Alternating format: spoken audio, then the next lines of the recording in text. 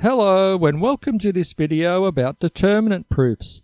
In this video we'll prove that the volume of the parallelepiped created by n vectors is equal to the determinant of the matrix created by these vectors. This is the more general form of the area proof that we've proven earlier and can be applied to 3 dimensions as well.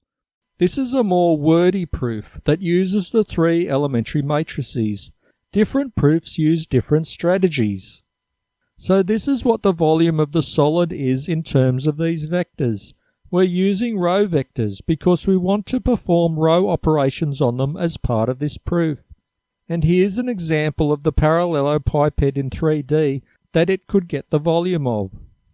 And now to start proving this theorem, we have to prove this equation, that the volume of this n-dimensional solid is the absolute value of the determinant of this matrix. We can ignore the sign of this determinant, and we'll prove it using the elementary matrices, which is how many of these theorems are proven. So I'll clear the screen so that I can write more of the proof.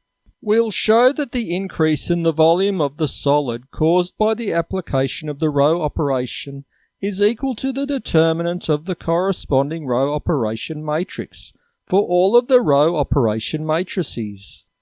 We'll show it true for the row swap operation matrix. This operation should leave the volume unchanged. Then we'll show it true for the row mul operation. That should multiply a volume by its associated constant c, which can increase or decrease the volume, but never multiply it by 0. Then we'll check it for the third and final row operation, which is the row add or replacement operation, which should leave the volume unchanged. And it's helpful to know that the determinant of the identity matrix is always 1. This should be helpful in evaluating this proof. And that a matrix with at least one 0 row has a determinant of 0, which we've proven in a past video. So now to show that a row swap operation doesn't change the volume of an n-dimensional parallelepiped. The row swap operation matrix multiplies a matrix on the left so that the determinant of the product is the negative of what it was before. We'll have to show that this is what is done to the volume of the corresponding solid. We're taking the absolute value of the determinant so that the volume isn't changed by the row swap operation. In a solid, the row swap operation only reorders the vectors, and this is equivalent to just renaming them. So the original vectors are left unchanged, only given different labels, and this doesn't change the volume of the solid. I've shown what this operation does to this 2-dimensional parallelogram. It only renames the vectors. The original vectors are still there. So I'll show you a row swap performed on a 3-dimensional parallelepiped. It only renames the vectors. The original vectors are still there in their original positions, so that the volume is unchanged. So this theorem is true for the row swap operation. So the absolute value of the determinant of the row swap matrix and the increase in the volume of the solid caused by its corresponding row operation are equal. Now to prove it true for the row mul operation. The row mul operation multiplies the determinant by a constant c, and so increases the volume by c.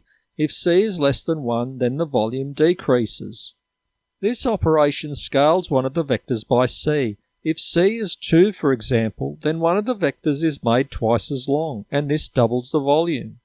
So the reason that the volume is increased by a scalar c is that the perpendicular distance from the tip of this vector to the next vector is also multiplied by c, which represents the height of the triangle, which is half the area of the parallelogram.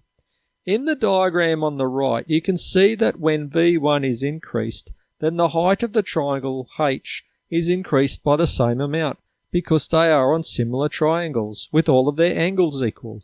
One angle is a shared angle, theta, and the other is always a right angle, and the third angles are equal because the other two are equal.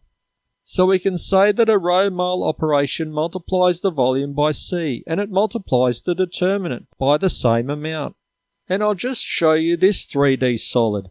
The height can drop down to any vector that's a linear combination of the other remaining vectors to represent the height necessary to calculate the volume of this solid.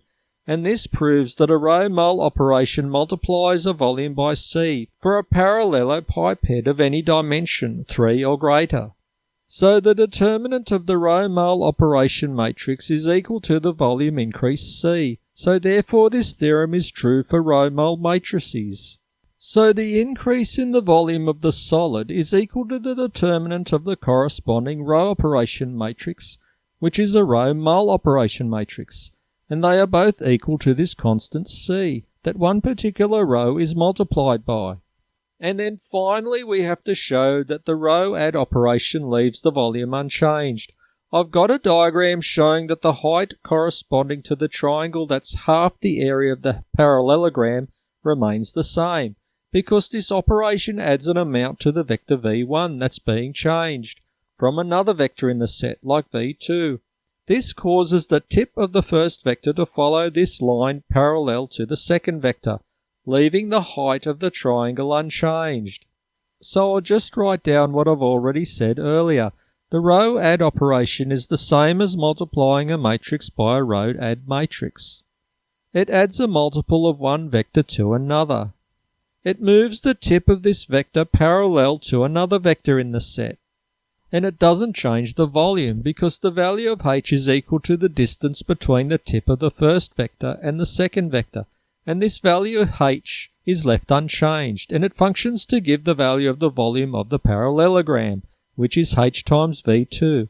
So the row add operation leaves the volume of the solid unchanged. We've now proven this true for all three row operations. I'll just write this down as an equation. The determinant of the row add operation matrix is equal to the increase in volume that occurs when it's applied to a solid, and they are both equal to 1. So now we can say this is true for all of the row operation matrices, so that the absolute value of the determinant of any row operation matrix is equal to the volume increase that it causes in a solid. And I've decided to shorten this volume increase function to vol. So now to apply this property of row operations to the volume of the solid, we can decompose any matrix into the product of row operation matrices and its reduced row echelon form. So I'll just write it out as an equation and label this equation. And the matrix at the end is the reduced row echelon form of A, and can be either the identity or a matrix with at least one zero row. I won't go into too much detail as to why this is. So we'll take the first case where the reduced row echelon form of A is the identity. Then we can substitute the identity in for this last matrix in the sequence. And by a pass theorem we can eliminate it immediately. So I'll just scroll everything up the screen to make more room. We can apply the determinant function to both sides. And we can split the right-hand side up into a sequence of determinants multiplied by each other like this. Notice that we've proven that the determinant of each elementary matrix is equal to the volume increase caused by applying these matrices to a solid.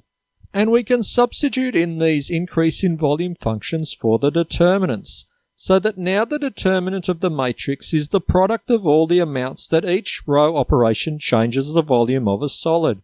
And since we're starting with the identity solid, which is 1 unit, then it will be equal to the volume of the solid created by the vectors in matrix A. This sequence gives us the scaling that we've done on the solid that we're taking the determinant of. We're obviously scaling the identity solid, which is an n-dimensional cube that's 1 unit in volume. And so this product is equal to the volume of this solid. So now to take the other case where we have a matrix with at least one zero row, we'll call it Z. We'll apply the determinant to both sides like before.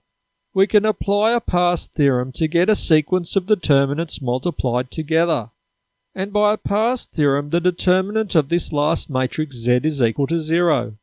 And so the determinant is equal to 0 by a special property of 0. So that's it. We've proven this theorem. A solid with one of the vectors being 0 would give a 0 volume in this case. And this solid is like a solid with one of its sides equal to 0. So 0 is the correct answer as to what volume it should have. So I hope that you found this video to be helpful and educational. Please click like and subscribe if you did. Feel free to post up anything helpful in the comments and to share this video. And thanks a lot for watching.